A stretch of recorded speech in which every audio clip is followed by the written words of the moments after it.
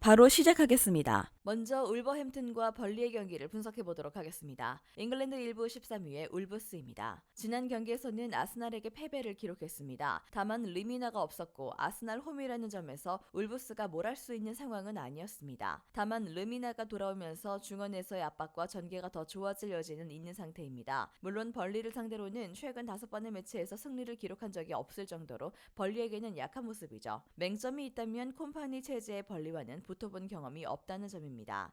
결정자는 호지, 네투, 누리 선수가 결정할 것으로 보입니다. 잉글랜드 1부 19위의 벌리입니다. 4-4-2로 전환하면서 지난 두 경기에서는 수비적으로 나름대로 안정적인 모습을 보여주고 있습니다. 다만 두 줄 수비나 템백으로 버티는 것이 아니라 앞방 라인을 높게 유지하려는 성향이 남아있는 것이 핵심인데, 이런 상태라면 높은 라인을 구축하는 팀들을 저격하는 데는 이골이나 놀불스를 상대로는 그동안 보여준 전적과는 반대 결과가 나올 가능성이 있습니다. 결정자는 벤손, 포스터, 무리치, 코크 선수가 결정할 것으로 보입니다. 일단 벌리가 4-4-2로 전환을 했지만 앞방 라인이나 점유율 확보를 시도하려는 성향은 여전히 높습니다. 울브스의 역습에 시달릴 가능성이 충분할 것이고, 벌리가 울브스에게는 강한 모습을 보여주었다고 해도 아직 콤파니 체제에서 붙어본 적은 없고요. 울브스가 유리한 상황이 될 것으로 생각합니다.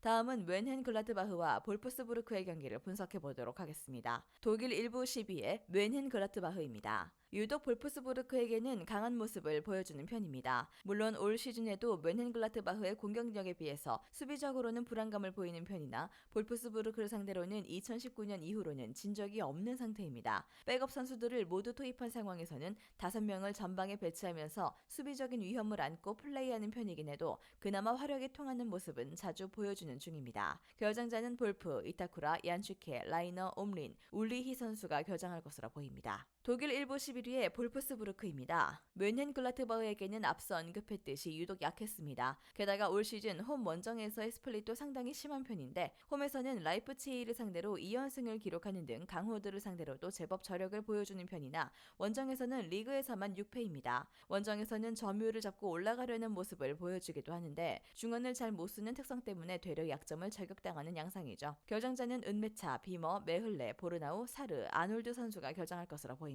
일단 멘헨글라트바흐가 볼프스부르크를 정말 잘 잡아내는 모습을 보여주기도 했고, 볼프스부르크가 원정에서 너무 약한 양상입니다.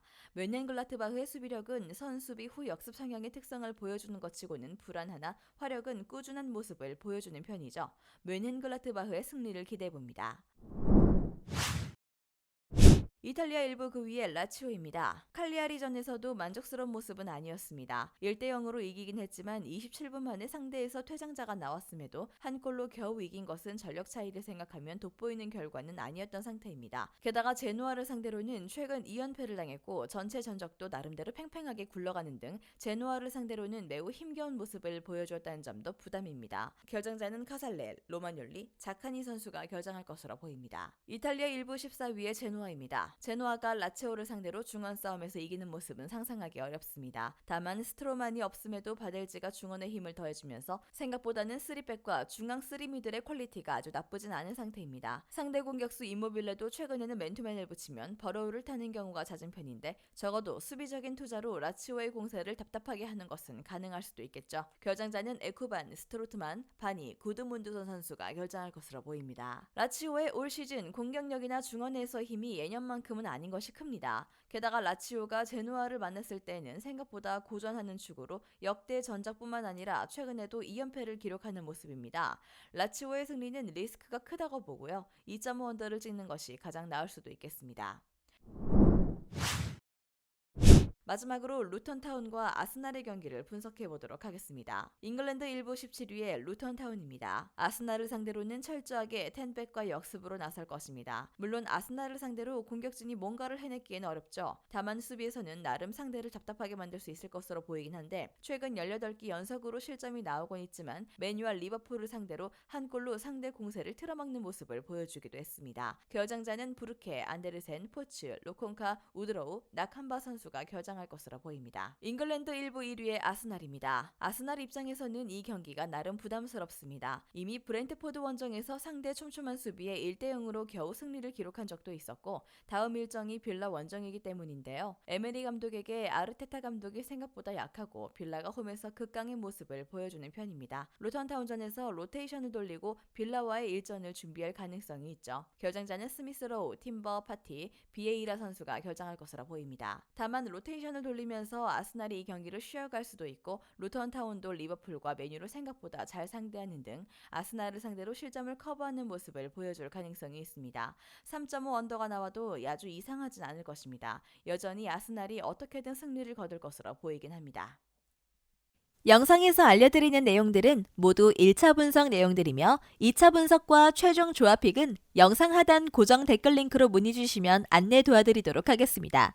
시청해주셔서 감사합니다. 아직도 혼자 분석하고 계신가요? 이슬TV 스포츠 정보방에서는 실시간 스포츠 커넥션을 통한 소통하는 관리 시스템으로 확실한 수익을 전해드리고 있습니다. 정보방 입장 조건은 없으며 일반인들은 쉽게 접할 수 없는 배당 흐름 분석, 모든 경기 라인업과 결장자, 마지막으로 분석 모델링을 통한 최종 조합픽까지 무료로 제공해드리고 있습니다. 물론 마음에 안 들면 둘러보시고 나가셔도 됩니다. 혼자 하면 단기간으로 수익을 볼 수도 있겠지만 함께하면 장기간으로 꾸준한 수익이 가능합니다. 정보방 무료 참여하시고 꾸준한 수익을 원하시는 분들은 영상 고정 댓글 링크로 문의 주시면 안내 도와드리겠습니다. 늦지 않았습니다. 함께 합시다.